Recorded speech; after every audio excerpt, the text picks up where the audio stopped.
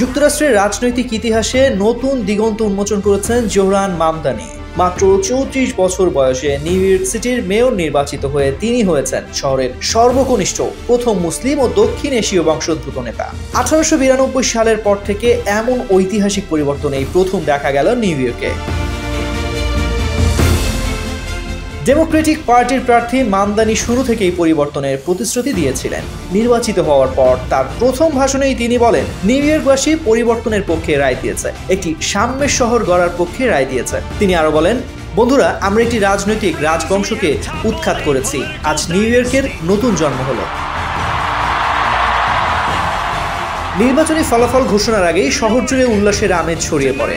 ব্রুকলিনের প্যারামাউন্টে থিয়েটারে মামদানির বিজয় উদযাপনে হাজারো মানুষ ভিড় জমায়। সেখানে উপস্থিত ছিলেন নিউ ইয়র্কের অ্যাটর্নি জেনারেল লেটিশিয়া জেমসও, যিনি সমর্থকদের সঙ্গে সেলফি তুলে উৎসবে সামিল হন।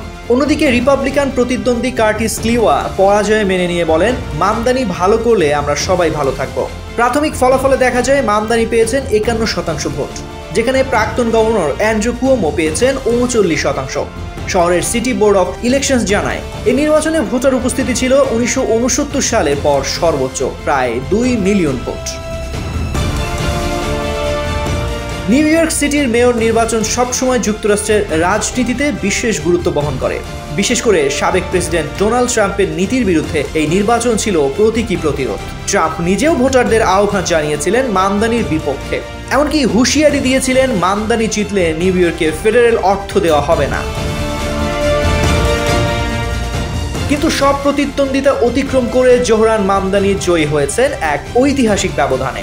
তিনি প্রমাণ করেছেন, জাতি, ধর্ম কিংবা উৎসব নয়, পরিবর্তনের শক্তি প্রকৃত নেতৃত্বের চাবিকাঠি।